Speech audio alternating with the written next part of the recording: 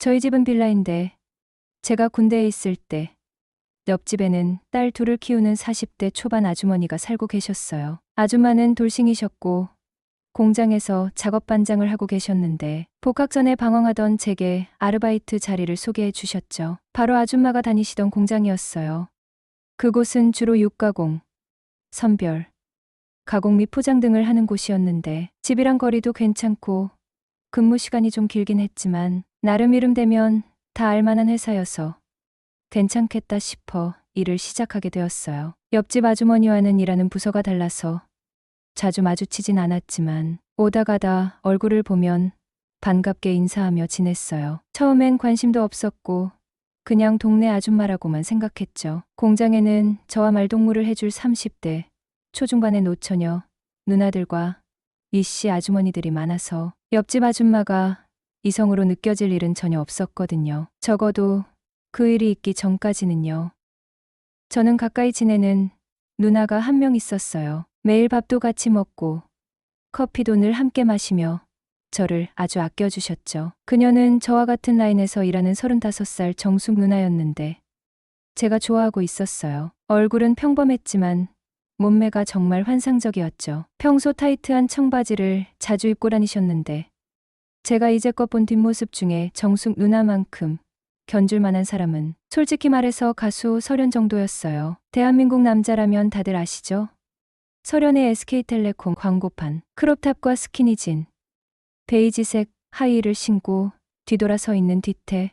제가 어릴 때부터 설현의 굉장한 팬이었거든요. 그런데 설현과 비교해도 손색 없는 정숙 누나를 보자마자 첫눈에 반해버린 거죠. 게다가 일할 때는 정숙 누나가 제 바로 앞에서 일을 하니 혈기왕성한 시기에 외롭던 저에게 그녀는 웬만한 연예인보다 훨씬 소중한 존재였어요. 그러던 어느 날 회사에서 팀 전체 회식이 있던 날 사건이 터지고 말았어요. 돼지갈비집에서 다 같이 1차를 하고 마음 맞는 사람들끼리 2차로 호프집에 가자고 했는데 저는 갈 생각이 전혀 없었어요. 그런데 제가 좋아하던 정숙 누나가 저를 붙잡더니 2차를 가자고 하는 거예요. 혹시나 무슨 일이 생길까 하는 마음에 따라갔죠. 그런데 제가 앉은 바로 앞자리에 이 팀 작업반장인 옆집 아줌마가 있는 거예요. 창식이 사람들이랑 잘 어울리고 일도 잘한다고 우리 팀에도 소문났던데. 하하. 그런가요? 전 시키는 대로 했을 뿐인데요. 그리고 일이 크게 어렵진 않았어요. 역시 상남자였어. 내가 사람 보는 눈은 정확하다니까. 아줌마. 그 말 칭찬이죠? 그럼 당연히 칭찬이지. 여자는 여자다워야 하고 남자는 남자다워야 한다는 말은 당연히 칭찬이지. 암튼 아줌마한테 좋은 말 들으니 기분은 좋으네요. 그래. 암튼 열심히 해줘서 고마워. 우리 한잔할까? 아줌마가 배시시 웃으며 제 눈을 쳐다보는데 눈동자가 약간 풀려 살짝 취한 상태로 보였어요. 네. 저한테 신경 써주셔서 고마워요. 아줌마. 고맙긴 뭘 이 정도 가지고. 호호. 그러면서 민정 엄마와 본격적으로 이런저런 얘기를 나누었어요. 창식이. 만나는 여자는 있어? 아니요. 없어요. 군대 있을 때 여자친구가 고무신 거꾸로 신었거든요. 아, 그랬어? 그나저나 너 제대한 지 벌써 6개월이 넘었지? 네. 8개월째예요. 이야, 우리 창식이 많이 외롭겠구나. 이 아줌마가 참한 아가씨로 하나 소개시켜줘. 아뇨, 괜찮아요. 제 연애 사업은 제가 알아서 할게요. 하하. 칫, 그렇게 말하니 괜히 섭섭하네. 창식이, 너 혹시 정숙이 좋아하니? 네? 순간 속마음을 들킨 것 같아 깜짝 놀랐죠. 그런 거 아니에요. 근데 왜 그렇게 생각하셨어요? 아줌마는 돼지갈비집에서부터 제가 자꾸 정숙 누나를 심하게 쳐다보는 게 느껴졌다고 하셨어요. 그래서 전혀 그런 사이 아니라고 했더니 너 정숙이 좋아하면 안 돼. 이러시는 거예요. 그래서 왜요? 하고 물으니 사실은 정숙 누나랑 공장장님이랑 비밀 연애를 하고 있다는 거예요. 혹시 제가 정숙 누나를 좋아하다 상처받을까봐 말해주는 거라고요. 사실 크게 실망했죠. 저는 되는 일이 하나도 없구나. 홧김에 술잔을 마구 들이켰어요. 창식아, 너 이러다 쓰러져. 천천히 좀 마셔. 저 쓰러지면 아줌마가 책임지고 집까지 데려다 주실 거죠? 얘는 내가 왜 널 책임져. 내 남자도 아닌데. 이웃 좋다는 게 뭐예요. 가는 길에 같이 가면 택시비도 아끼고 좋잖아요. 그래, 알았다. 오늘은 너 책임져 줄 테니 실컷 마셔. 그 순간 정숙 누나와 눈이 마주쳤는데 공장장 옆자리에 앉아 즐겁게 노는 모습에 정말 현타가 제대로 왔어요. 내가 지금 이 자리에 왜 있는 거지? 그렇게 한참 속상해하고 있는데 3차로 노래방을 가자는 거예요. 호프집에서 내내 공장장 옆에 붙어있던 정숙 누나가 갑자기 저한테 오더니 노래방에 가자는 겁니다. 창식아, 누나랑 노래방 가자. 알고 보니 두 사람의 비밀 연애에 제가 들러리 같은 존재였던 거예요. 그동안 저를 데리고 다녔던 이유가 두 사람이 마음껏 데이트를 즐기기 위한 것이었다고 생각하니 화가 치밀어 올랐네요. 그래도 누나가 팔짱까지 끼며 애교를 부려서 살짝 기분도 누그러지고 언젠가 두 사람이 헤어지게 되면 저에게도 기회가 오겠지 싶어 우여곡절 끝에 노래방에도 함께 가게 되었어요. 그런데 한 30분쯤 신나게 놀다 보니 갑자기 쉬어가는 타임이라며 몇몇 사람이 브루스를 추었는데 공장장과 정숙, 누나도 한쪽 구석에서 추고 있더군요. 그 모습을 본 순간 속이 부글부글 끓어올랐죠. 그래서 저도 홧김에 민정 엄마한테 가서 아줌마도 저랑 브루스 쳐요 하며 손을 잡아 끌었더니 호호호 내가 창식이랑 이래도 되나 모르겠네 하면서 살짝 밀당을 하더니 슬며시 끌려오는 거예요. 창식아, 나 춤 잘 못 춰. 걱정 마세요. 저도 처음이니까 한쪽 구석에서 공장장님이 정숙 누나를 끌어안고 스텝을 밟는 모습을 보고 그대로 따라했죠. 어머나, 순간 아줌마도 깜짝 놀라더군요. 아줌마 괜찮으세요? 아니, 괜찮아. 내가 이런 춤은 처음이라. 거짓말이었어요. 공장장님이랑 김씨 아저씨도 자연스럽게 아줌마들이랑 춤을 추는 걸로 봐선 그들이 이런 곳에 한두 번 온 것이 아님이 분명했거든요. 그렇게 3차 노래방도 끝나고 집으로 가는 길은 같은 빌라에 사는 민정 엄마와 자연스럽게 택시를 타게 되었죠. 택시 뒷좌석에 나란히 앉아가는데 노래방 때와는 달리 너무 조용해서 둘 다 뻘쭘하니 창문만 보고 있었어요. 막상 집 앞에 도착하니 아줌마가 이대로 헤어지기엔 뭔가 허전하다면서 우리 한 잔만 더 할래? 이러시는 거예요. 한 잔 더 하게 된다면 분명 뭔가 일이 생길 것만 같은 느낌이 들었어요. 그 짧은 시간 동안 별의별 생각이 다 들더군요. 나이 차가 너무 많이 나서 안 돼. 애가 둘이야. 절대 안 된다라는 생각이 들었지만 술이 들어가니까 이성보다 본능이 먼저였던 거예요. 제가 아줌마에 비해 한참 어리지만 그래도 남자잖아요. 여자친구와 헤어진 지도 꽤 되었고 한참 외로움을 느낄 때였으니까요. 더군다나 짝사랑하던 정숙 누나에 대한 배신감과 함께 홧김에 브루스를 쳤던 감정이 뒤섞여 복잡한 심경에 하룻밤을 보내고 말았어요. 사실 옆집 아줌마 민정엄마는 저희 엄마랑 언니, 동생하며 친하게 지냈던 옥순 아줌마예요. 10년 전 엄마가 떠난 후 아버지와 단둘이 사는 빌라 3층 집은 늘 그랬다. 계절은 바뀌어도 어딘가 텅 빈 듯한 공기는 변함없이 무겁게 내려앉아 있었다. 빌라 현관문을 나서면 바로 앞집 301호가 보였다. 옥순 아줌마네 집, 미정, 미숙 두 딸과 함께 세 식구가 오순도순 살아가는 곳. 빌라 분양받던 15년 전부터, 그러니까 내가 8살 꼬맹이였을 때부터 옥순 아줌마와 알고 지냈다. 엄마와 옥순 아줌마는 언니 동생하며 친자매보다 더 끈끈하게 지냈었다. 명절이면 우리 집 거실은 신문지 깔고 음식 냄새와 기름 냄새로 가득 찼다. 온 가족, 아니 두 가족이 거실에 둘러앉아 전을 부치고 옥순 아줌마 특제 잡채를 만들었다. 김장철이면 빨간 고무대야가 거실 한가운데 놓였고 옥순 아줌마의 칼칼한 웃음소리가 빌라 복도를 울렸다. 김치를 버무리다 말고 삶은 돼지고기에 갓 담근 김치를 얹어 먹던 그 따뜻한 겨울밤의 풍경은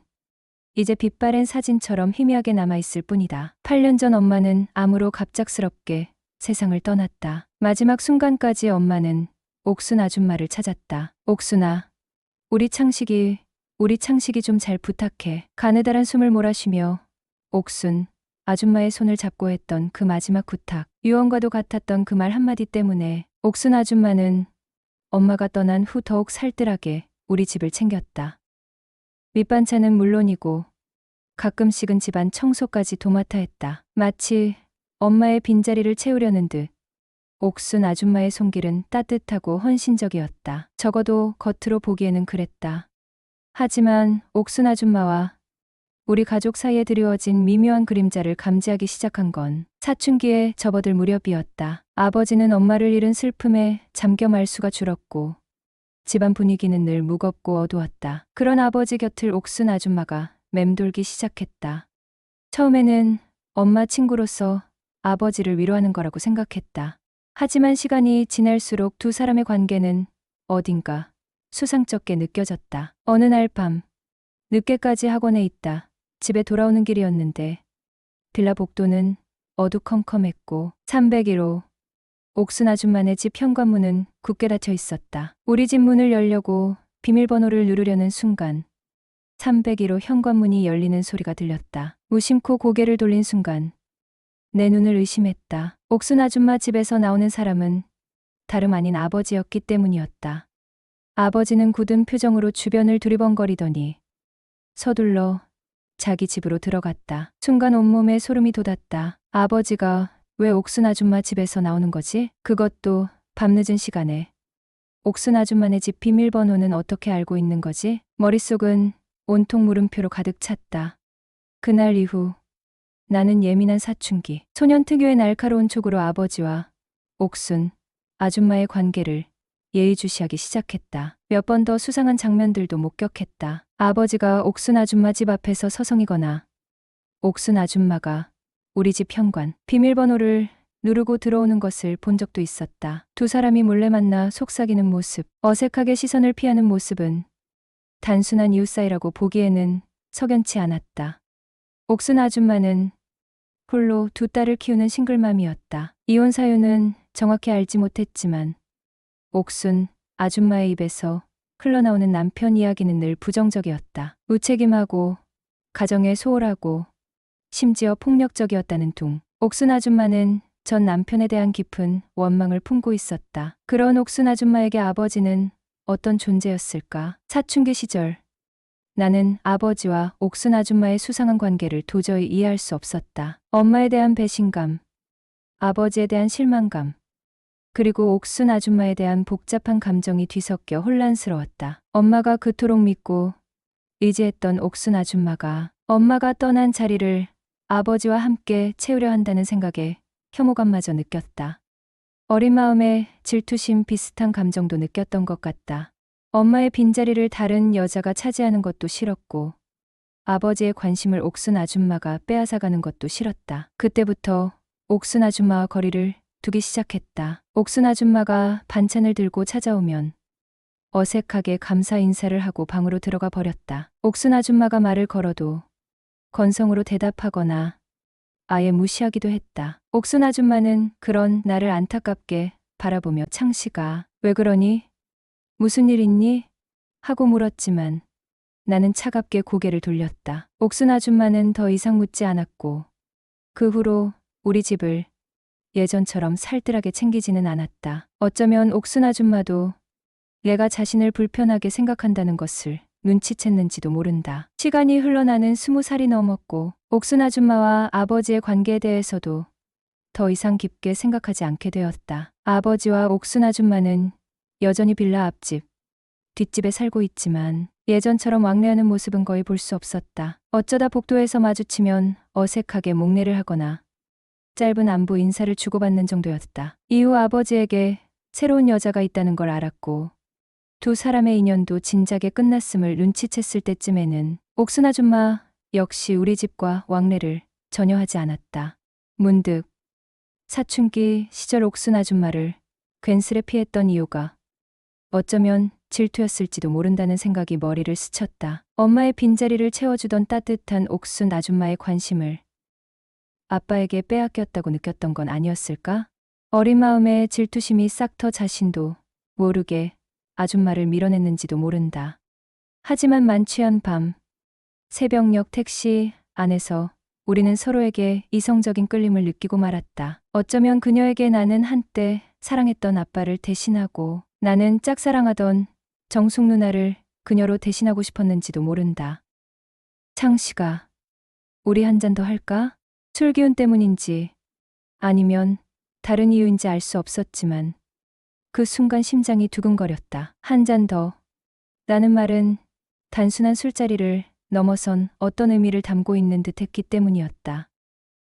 저에게는 2년 가까이 만난 여자친구가 있었어요. 논산 훈련소에 입소할 때도 여자친구와 함께 갔었고 훈련소에서 편지도 가장 많이 받아 동기들의 부러움을 샀습니다. 서로 첫 경험이었기에 더욱 애틋하고 소중하게 느껴졌죠. 여자친구 덕분에 신촌, 홍대, 명동, 이태원, 여의도, 가평 같은 좋은 곳도 처음 가보고 여의도 불꽃 축제도 보고 남산에서 사진도 찍었습니다. 처음으로 뮤지컬도 보고 비행기를 타고 제주도 여행도 가는 등 여자친구와 함께하는 시간은 정말 눈 깜짝할 새 지나갔어요. 그러던 어느 날 입영 통지서가 날아왔습니다. 처음에는 제가 먼저 헤어지자고 했어요. 주변에서도 다들 그렇게 말했고 서로 힘들어질까봐 걱정했기 때문입니다. 하지만 여자친구는 노력해보겠다고 기다리겠다고 했어요. 미래에 대해 많은 이야기를 나누면서